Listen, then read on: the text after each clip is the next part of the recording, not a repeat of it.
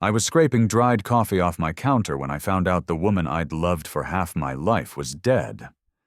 The rag in my hand was stiff from yesterday's rinse, rough against the old Formica countertop.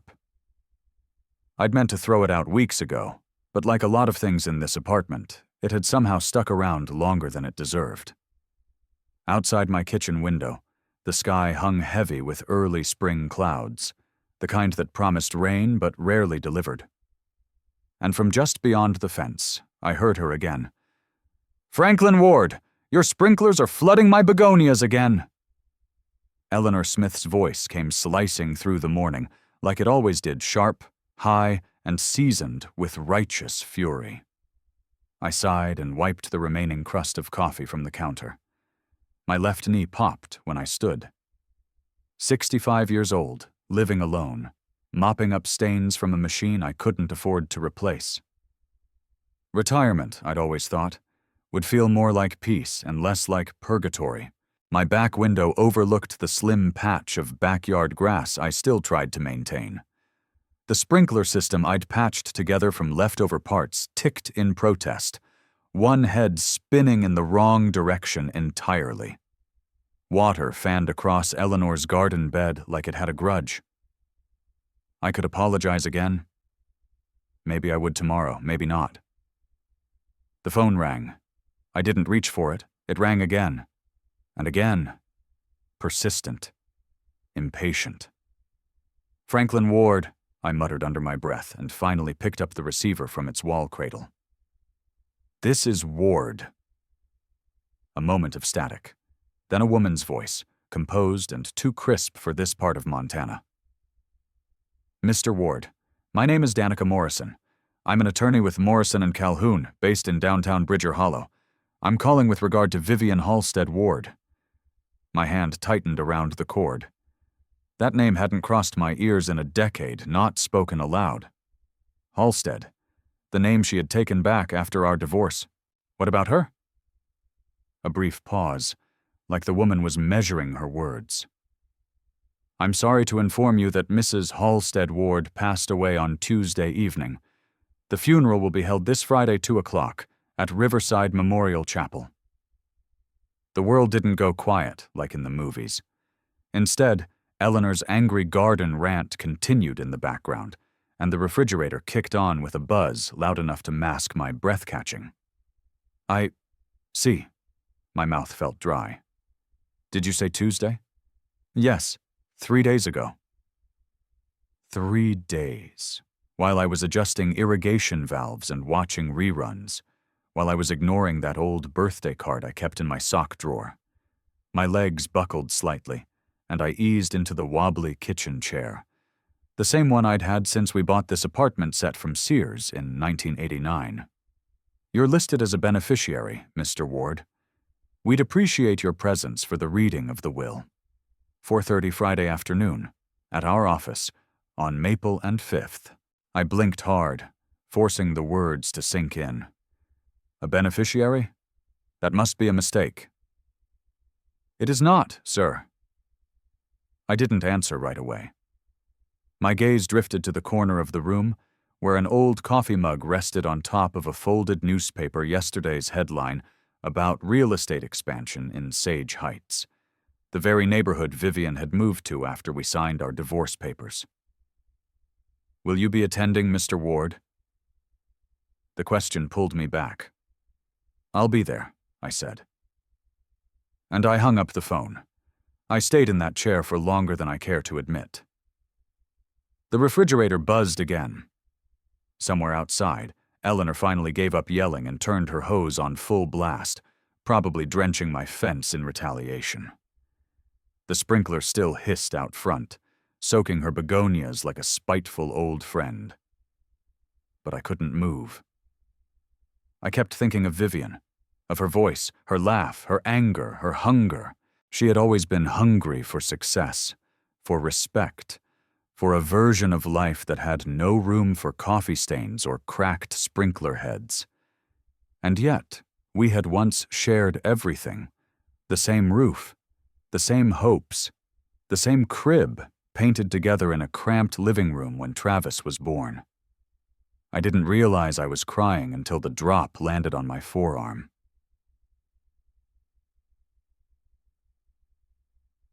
That night, I lay on the worn couch instead of the bed. The cushions sagged just enough to cradle my bones in a way that felt familiar, like an embrace from the past. I clutched a photograph, one of the few I hadn't packed away. Vivian, in a red wool coat, standing in front of the hardware store, her hands buried in the pockets, and her smile a challenge to the wind. That was the day we met. It had been winter, 1987. The streets of Bridger Hollow were slushy, and I'd ducked into Murphy's diner for pie and quiet. But she had made quiet impossible. "You're telling me women can't run a breakfast shift?" she'd asked the diner manager, her voice sharp but not shrill. The man had shrugged. "It's not about capability, miss. It's about pressure. Mornings are high volume. People are picky." "Then maybe you should hire people who are good under pressure," she snapped, sliding a business card across the counter. I watched her walk out. That red coat. That fire. I asked the waitress for the card she'd left behind. Called her 3 days later. We had dinner the following Saturday. I proposed 6 months after that. She said yes before I could finish asking. The next morning, I stood in front of the bathroom mirror. The light flickered from a faulty bulb, casting a dull yellow glow that made my silver hair look even whiter. I pulled my only suit from the closet. The charcoal one. The one I had bought for Travis's graduation, though I had not worn it since. It smelled faintly of mothballs and old cologne. Button by button, I worked my way into it like a man preparing for war. There were no medals, no honors, just the stiff collar of respect I had not been offered in years.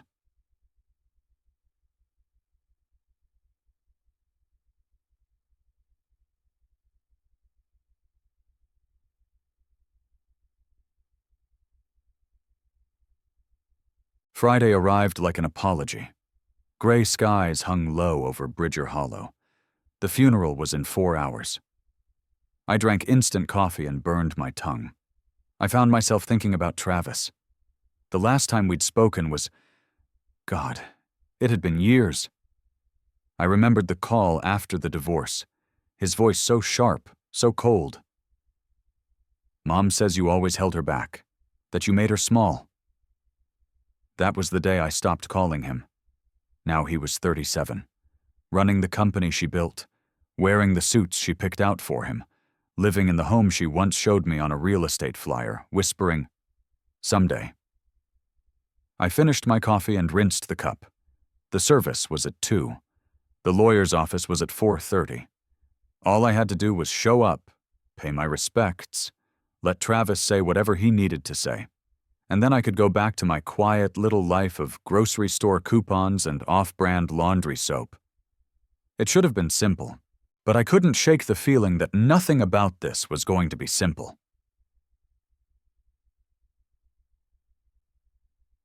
Corsum. The drive to the chapel took 20 minutes. My old Honda creaked with every turn. The radio played nothing but static, so I turned it off and listened to the road. As I pulled into the parking circle, I saw them. Mercedes? Tesla? Lexus? The kind of cars you lease not because you need them, but because they say something about you before you speak. I parked between a gleaming black Cadillac and a Porsche I didn't recognize the model of.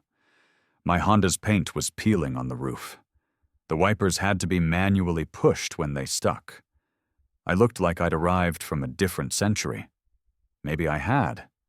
But I killed the engine, straightened my tie, and stepped out anyway. There was no one to greet me, no usher, just the weight of my shoes on the polished marble steps and the smell of lilies thick in the air. As I reached for the door handle, a woman in black turned and did a double take. Her hand twitched like she might say something. Then she looked away. I walked inside. The chapel ceiling rose like a cathedral. Everything was polished wood, brass fixtures, and floral abundance. The kind of service you paid for in advance, just to ensure no one had to make hard decisions after you were gone. I stepped into the back pew and sat down quietly. The crowd was murmuring, talking not like mourners, but like clients at a networking event. I kept my hands folded and my back straight. It wasn't until I looked toward the front that I saw him. Travis. He stood by the casket, shaking hands with people who spoke his name like it was gold. He wore a navy suit, tailored to the point of silence. His shoes gleamed like they'd never touched dirt. He was smiling, and then he saw me. His smile vanished like a light being switched off. He took a step forward, his eyes locked on mine. And I knew, right then, that I should have stayed home. Whatever she left me, it couldn't possibly be worth the pieces I still hadn't picked up. I knew I didn't belong the moment I stepped into that chapel, and 200 eyes confirmed it. The silence that followed was not of grief. It was the kind reserved for moments of scandal, of judgment, the kind where people hold their breath, not out of respect for the dead, but out of curiosity for what the living will do next. My shoes clicked against the marble aisle as I moved further inside, the soles worn down so thin I could feel the cold beneath me. Vivian once told me that cheap shoes were a man's silent signature, that no matter how hard you worked, the world would always read you by the leather on your feet and the brand on your wrist. I had never cared. But today, walking between 2 rows of mourners in tailored black, I felt that signature scrawled across me like a scar. The pews were filled with people I barely recognized. Former colleagues, business partners, women in suits sharp enough to cut glass, and men who never smiled unless a deal was on the table. These were her people now. The empire she built demanded loyalty measured in dividends, not devotion. And here I was, retired, out of place, and wearing a tie that hadn't seen the outside of a closet in 5 years. I took a seat in the very last row. The wood creaked beneath me. A woman 2 seats down angled her head to whisper to her neighbor. I didn't catch the words, but the glance they gave me afterward said enough. I was the past no one wanted to acknowledge, the footnote in Vivian's immaculate biography. The floral arrangements flanking her casket were almost theatrical. White lilies, orchids, roses, each chosen for their symbolism, no doubt. I used to joke that Vivian never did anything without a reason, even down to her choice of stationery. Seeing these flowers, arranged in such mathematical perfection, felt like another one of her messages. Controlled, curated, untouchable. And then I heard him. "Dad?" The voice came from the front, sharp and public. Every conversation in the room seemed to freeze in mid-air. Travis was walking down the center aisle toward me, his expression unreadable, but the pace of his steps broadcasting urgency. He didn't hurry. No, not Travis. He moved like a man used to people waiting for him, like time bent in his direction. He reached my pew and leaned in slightly, lowering his voice only enough to make sure everyone could still hear. "What are you doing here?" I looked up at him, at the son I hadn't hugged in over a decade. His suit was immaculate, his cologne strong, and the disdain in his eyes sharper than either. "I came to pay my respects," I said simply. Travis gave a short, mirthless laugh. "You lost the right to do that 15 years ago?" I remained seated. The silence from the chapel didn't break, it deepened, like a held breath before a punch.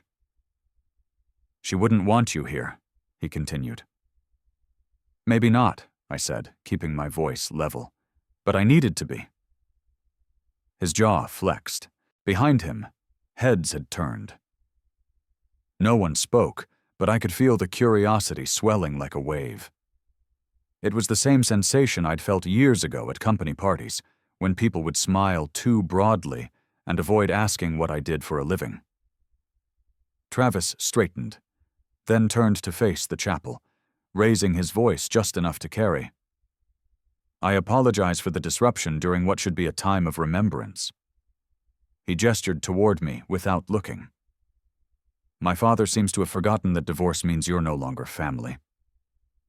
A low murmur rippled through the congregation. I saw a man in the third pew nod. A woman dabbed at the corner of her eye with a tissue, though whether she cried for Vivian or for the moment's discomfort, I couldn't tell. Travis turned back to me, his tone harder now. "She supported you for years while you held her back. You took half of everything she built, and then vanished when we needed you most.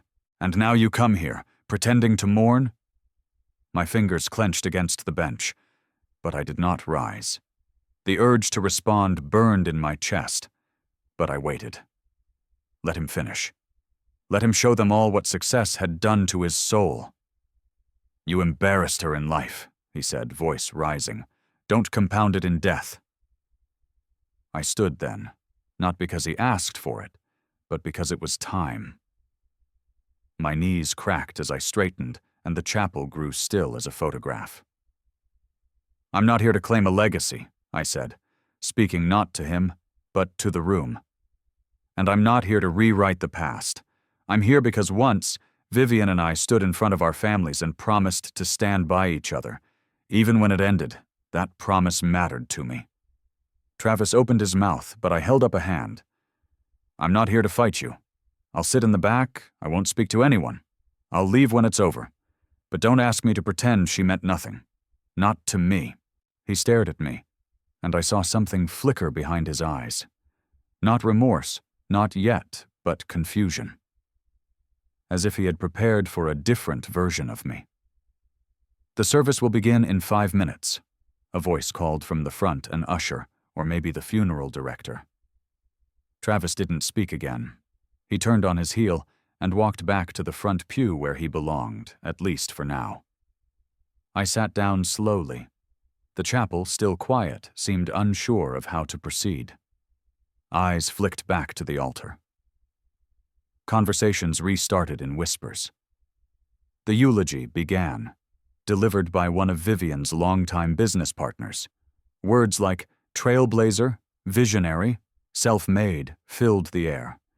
Each one accurate, each one leaving out the woman who once fell asleep in my arms while reading a finance book at midnight. Another colleague spoke next, sharing a story of Vivian closing a multi-million-dollar deal while recovering from surgery. Laughter followed, reverent and awed. She had become a symbol of triumph, of control, of cold, glittering power.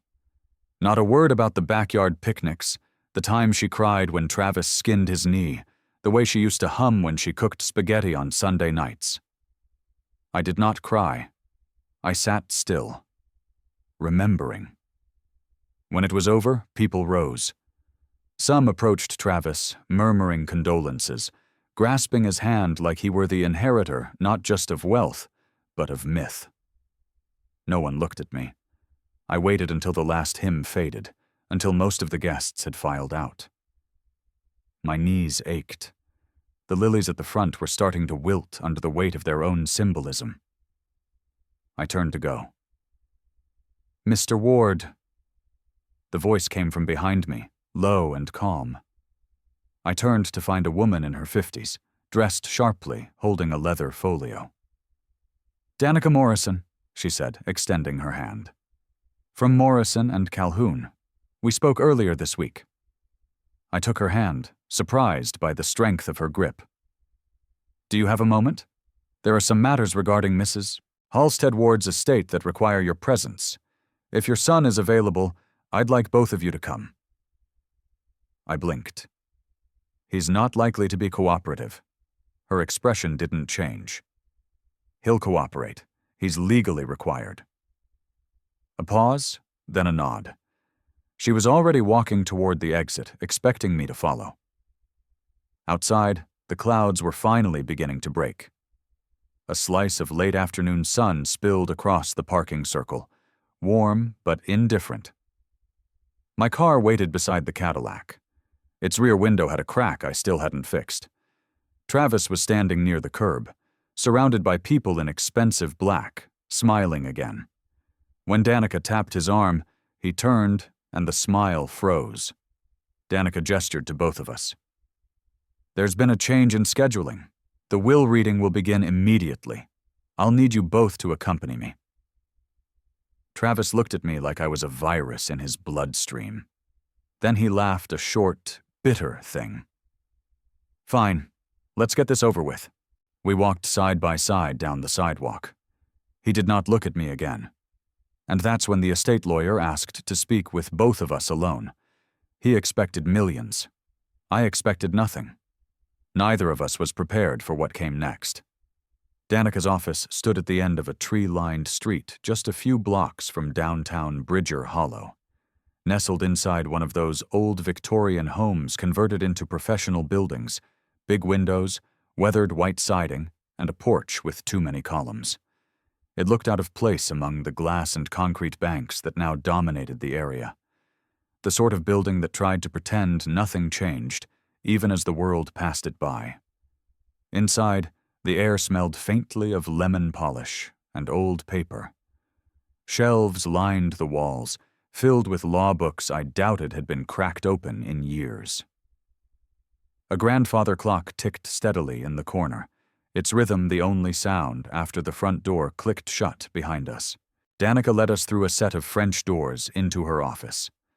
The room was large, orderly, the kind of space meant to suggest seriousness without ostentation. Her desk sat beneath a tall window, its surface spotless except for a single manila folder and a sealed envelope beside it. 2 leather chairs faced the desk, angled slightly apart. Travis claimed the one directly in front. I took the one off to the side, not by choice, but because it felt right. Even here, I didn't expect a seat at the center of anything. Danica took her place behind the desk and folded her hands. "Before we begin," she said, "I want to offer my condolences to both of you. Vivian was not only a client, but a friend. I understand this is a difficult time." Travis gave a stiff nod, the kind people give when they want you to finish your sentence so they can start their own. I said nothing. Danica reached for the folder and removed several pages, clipped together, backed in blue. "This is the last will and testament of Vivian Halstead Ward," she said. "Executed March 15, 2024. It supersedes all previous wills and codicils." I shifted slightly in my chair. That was barely over a year ago. She hadn't been ill then, not that I had heard. What made her write a new will so recently? "She was of sound mind and under no undue influence," Danica continued. "The terms were reviewed extensively. Vivian wanted everything to be clear and legally airtight." I caught a flicker in Travis's eyes. He leaned forward, ready to hear the reward he had always considered his. Danica turned to the second page. "To my beloved son, Travis Dean Ward," she read. "I leave the family residence at 802 Willowgate Drive, including all furnishings and artwork contained therein."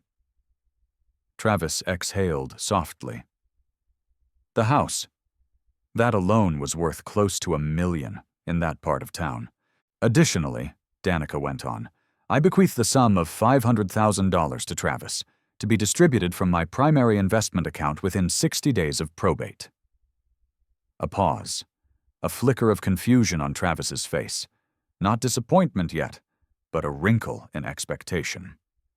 Danica added, "This inheritance is conditional upon Mr. Ward's continued employment with Halstead Consulting Group for a period of no less than 2 years, or until such time as the company is sold or dissolved."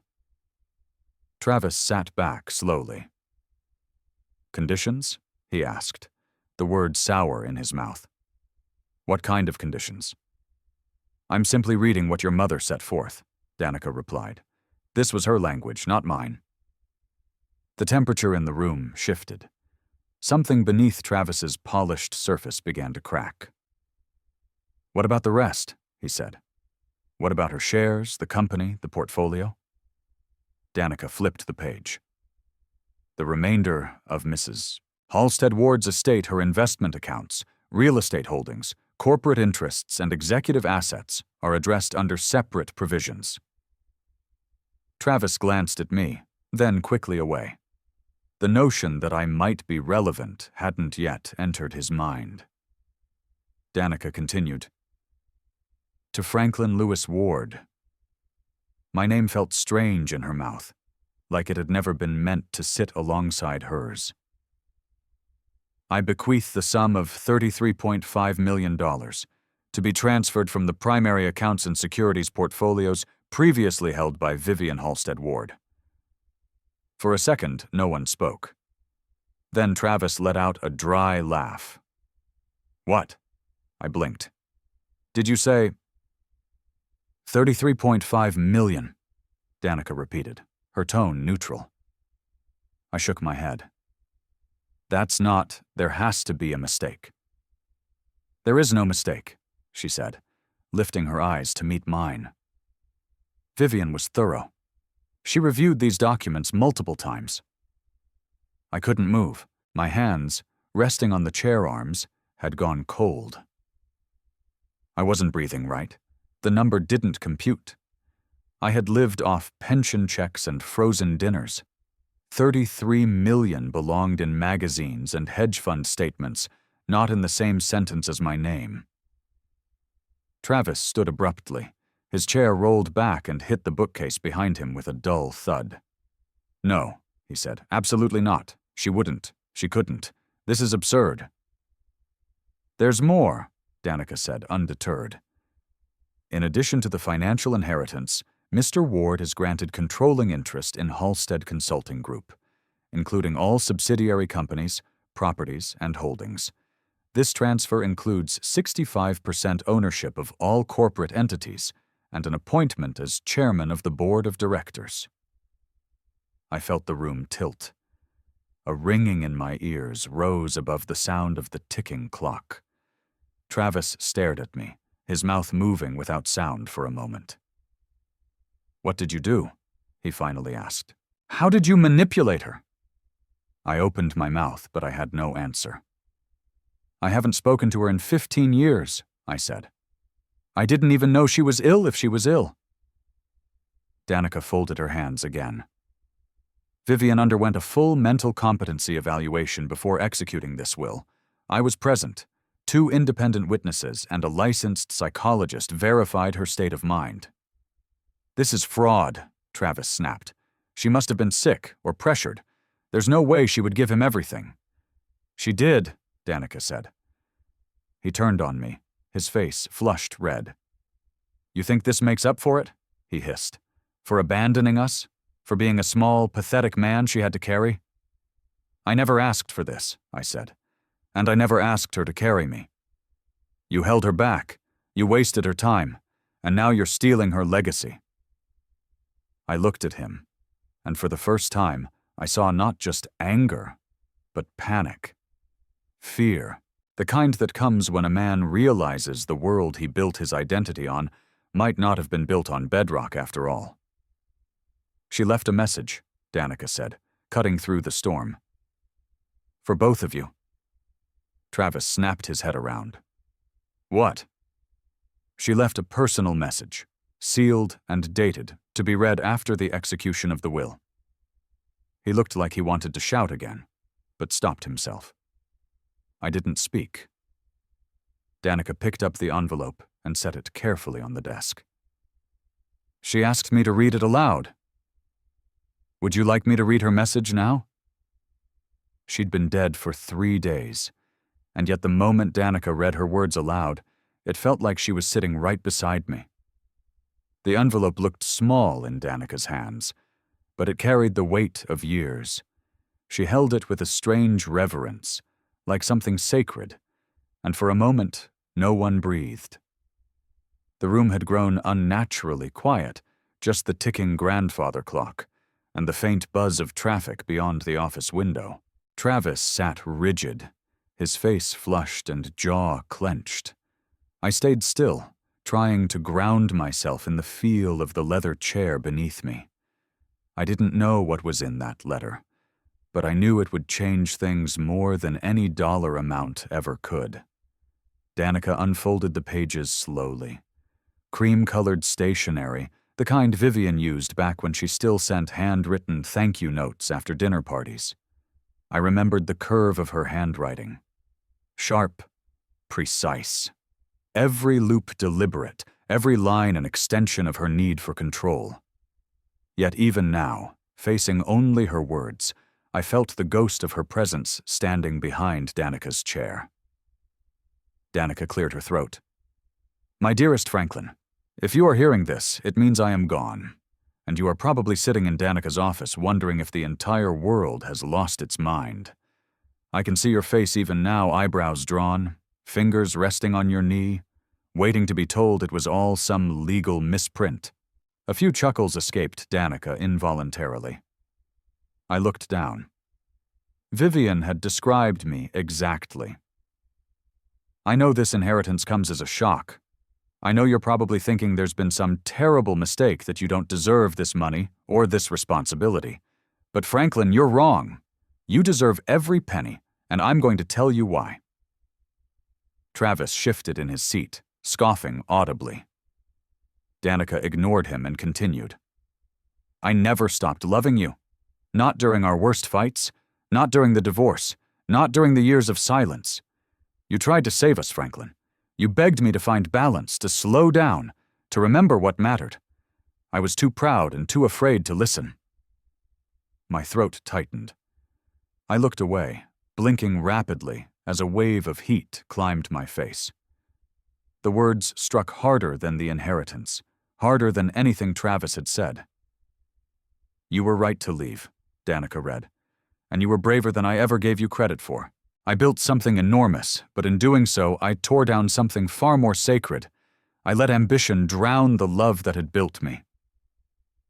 Travis opened his mouth to speak, but Danica raised a hand. There's more. Travis, she continued, her voice softening as she read the name. My brilliant, driven boy. You have always been the center of my universe. I know you are furious right now. Probably convinced your father somehow manipulated me. But sweetheart, you're not ready for this inheritance. Not yet. The silence in the room became heavier. Travis looked like someone had slapped him. You've spent your adult life inside the world I built. And while I am proud of your drive, you have never had to struggle. You've never had to create something out of nothing. You have benefited from legacy without understanding its cost. Danica turned the page. The paper trembled slightly in her fingers. I gave Franklin everything because he never asked for it, because he never wanted to use it to prove a point. He represents everything I lost sight of: integrity, patience, humility.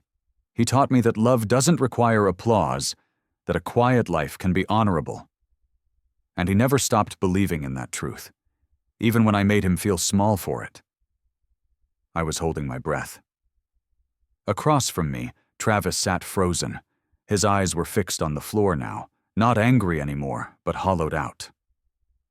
This is not a punishment, the letter continued. It's an opportunity. Travis, you have $500,000 and a home, more than most ever receive. Use it to build your own foundation, to grow, to understand that wealth is not the measure of a man. Danica paused. Even she had to compose herself.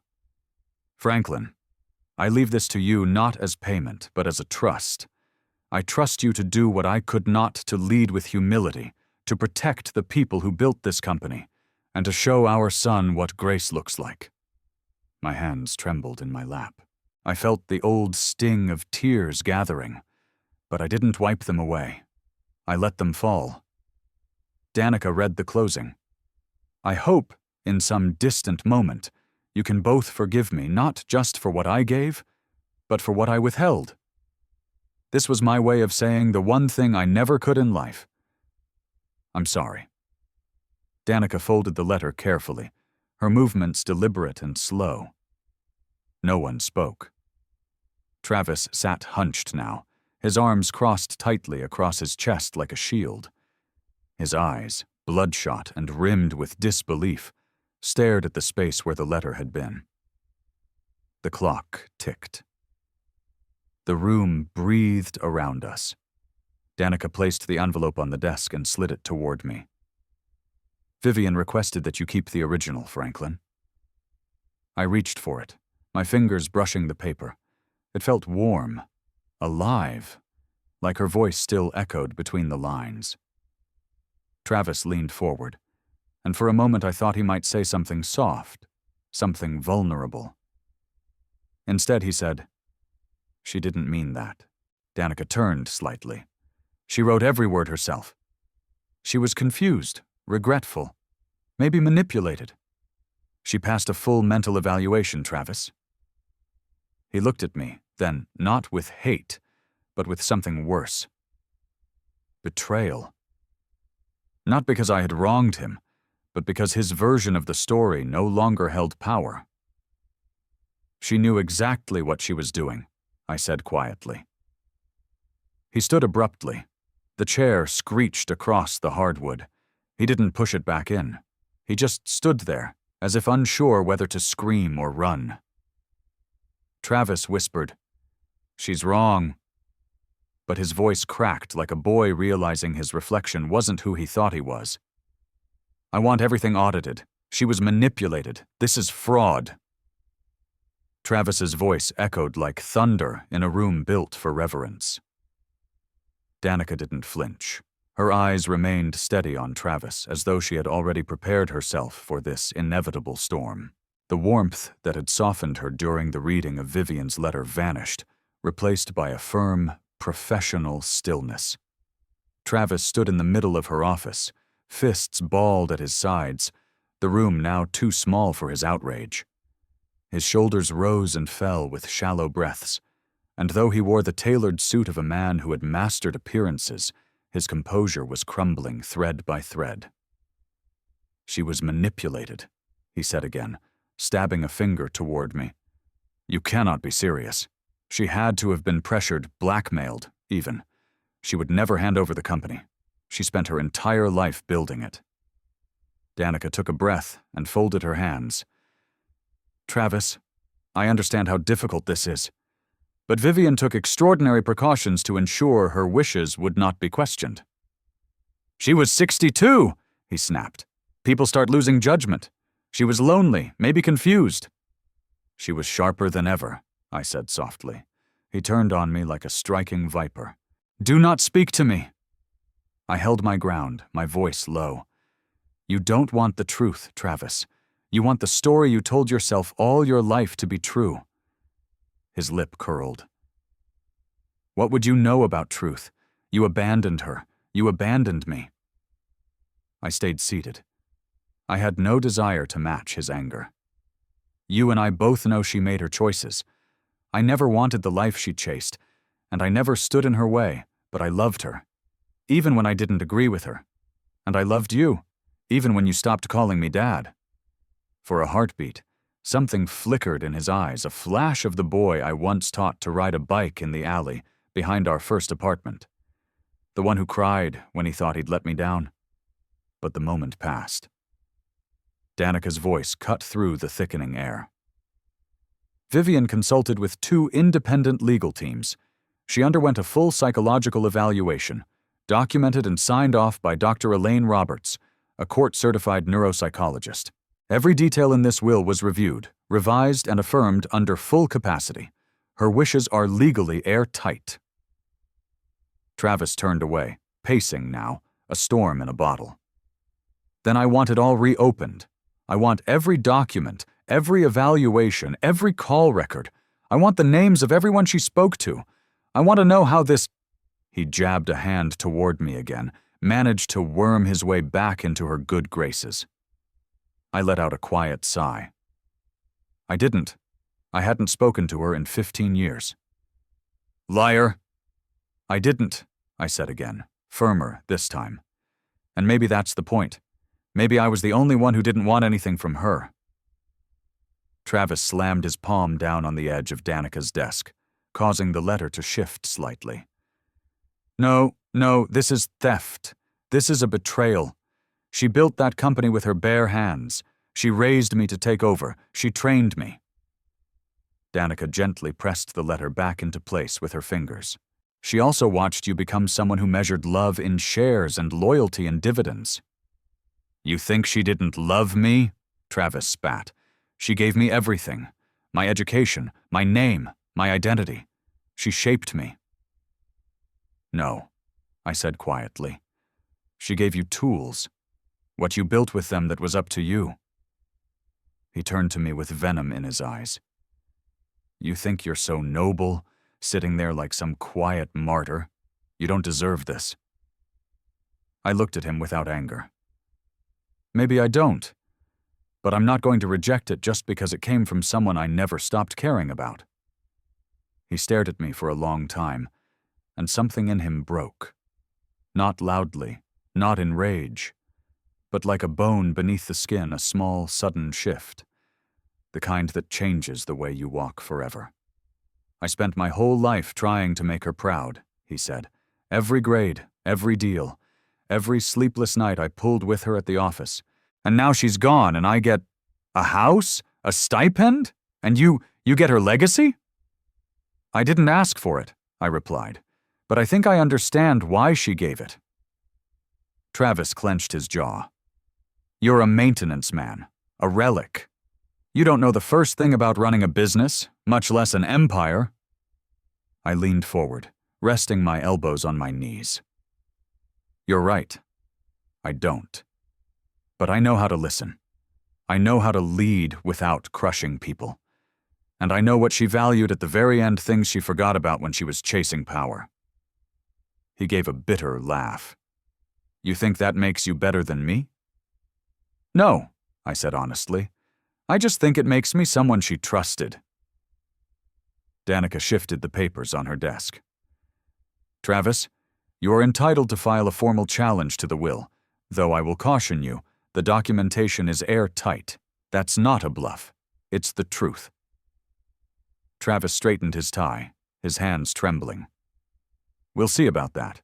He turned toward the door, stopped, and looked back at me. You think this is justice? You think this is some story where the humble father comes back and gets everything he deserves? Let me tell you something, old man. You may have the money now, but you'll never have what she gave me. He didn't wait for a response. He stormed out, the door slamming hard enough to rattle the picture frames on the wall. I sat there for a moment, letting the silence settle. Danica reached for a tissue box and slid it in my direction. You did well, she said gently. I didn't do anything, I replied. She did. Danica smiled faintly. You might be the only person I've met who could inherit millions and still sound like a man trying to figure out how to pay for milk.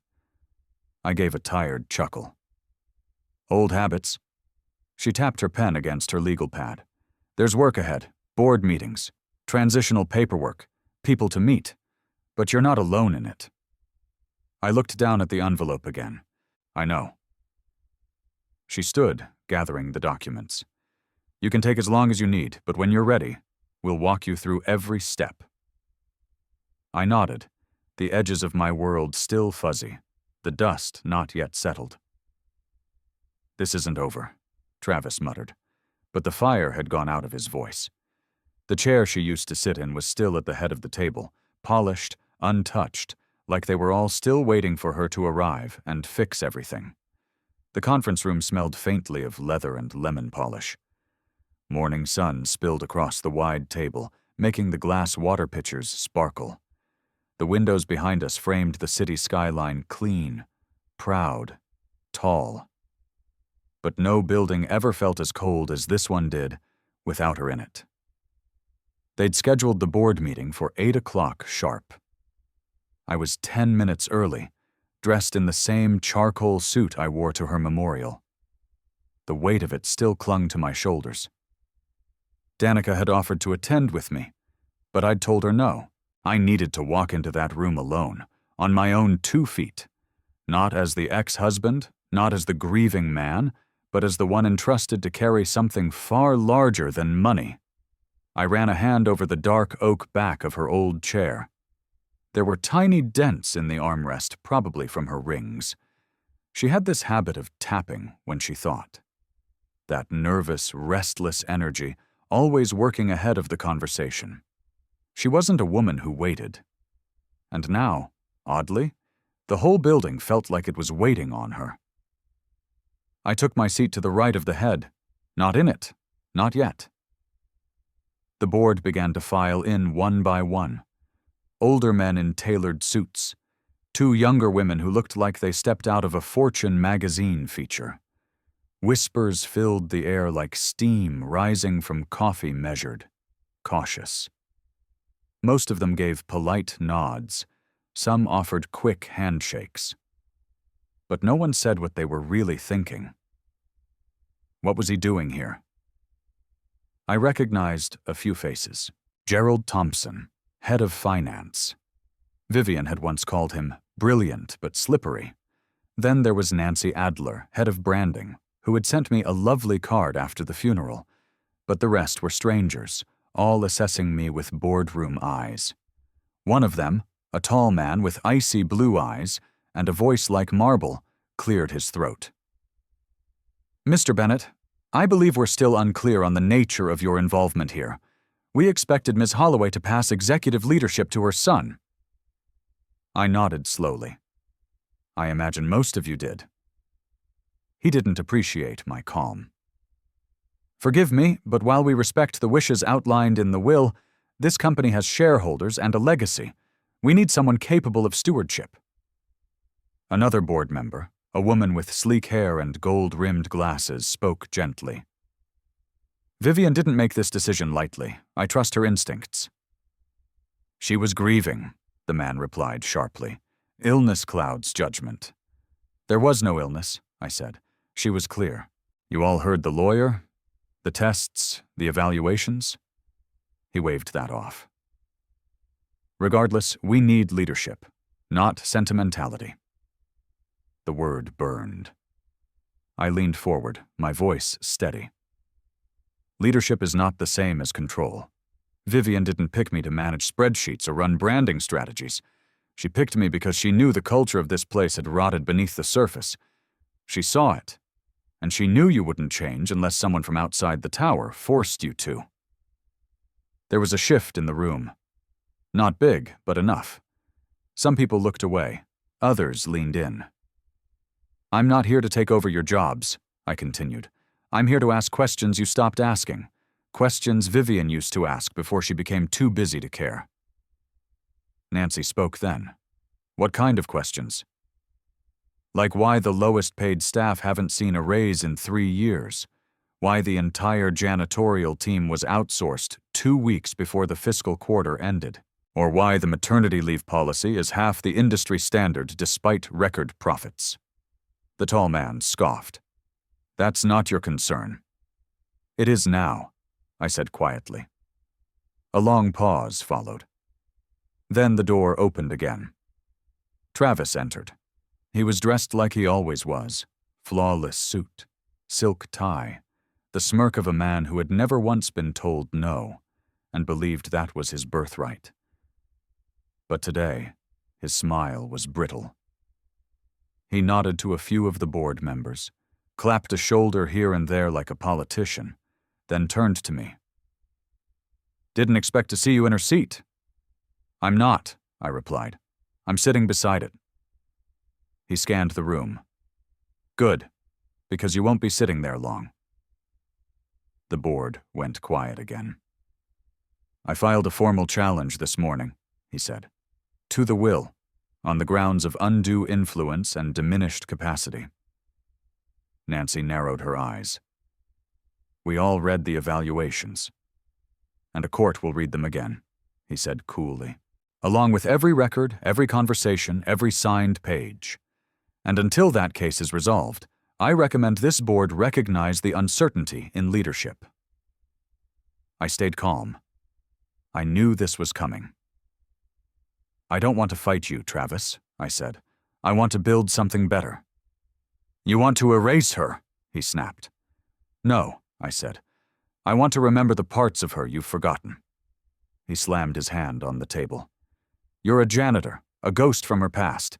This isn't your world." "No," I said. "But she didn't leave it to your world either. She left it to someone who could see what it used to be." A board member near the end spoke up, an older black woman in a gray blazer I hadn't noticed before. "Vivian told me she wanted someone who remembered when this company meant something. Not just profits, not just image, but purpose." She looked at Travis. "That's not about bloodlines. That's about soul." Travis glared at her. "You're siding with him?"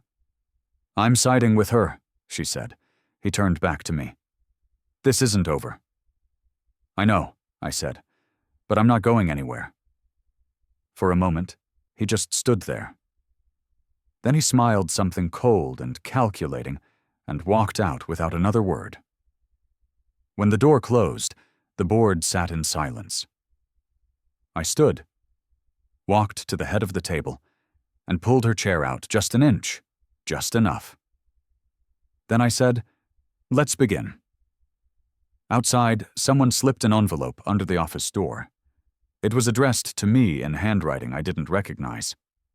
In the end, it was never really about the inheritance. Not the stocks, not the estate, not the pristine office at the top of that tower. Those things, for all their shine, were just shadows left behind by someone who finally saw clearly, perhaps too late, what mattered most. What this journey was about was value. Not monetary, but human. The kind of value that doesn't get passed down in a will, but is earned, reclaimed, and honored through action. I walked into that boardroom as a man still carrying dust under his nails, the same man who once fixed busted heating coils in silence, while the world moved on without him. But I walked out with something no document could grant self-respect. Not because they clapped, or agreed, or even understood, but because I had stood tall without bending to their measure of success. I spoke from the ground I had bled on, the history they pretended not to see. And that was enough. Vivian's death opened a door I never thought I'd step through. It tore apart the illusions both Travis and I had built about her, about each other, and most painfully about ourselves. He believed love came with achievements, with title and inheritance. I once believed love was something you sacrificed in silence for, expecting nothing back. We were both wrong. Love, real love, honors dignity. It does not demand worship. It does not measure worth in gifts or legacy. It listens, it remembers, and when it is ready, it restores. Travis's anger still lingers in my memory, not because of what he said, but because of what I saw behind his eyes. Fear, a boy left in the ruins of a throne he thought was his by right. And perhaps that's where it all started, with a child given too much responsibility too soon, and a father who disappeared too completely. I can't undo what I missed, but I can forgive it. And I can hope that one day Travis finds something real to stand on, not built from power but from peace. As for me, I now spend mornings in her office, but I don't sit in her chair. I leave it empty, out of respect. Not just for her, but for the woman she became in the end, the one who reached back through a lifetime of mistakes and gave me something more than control. She gave me the right to finish what she began. Not a company, but a correction. A culture restored. A voice returned. The emails come in daily now from staff, from custodians, from middle managers who had been made to feel small. They don't ask for raises or praise. They thank me.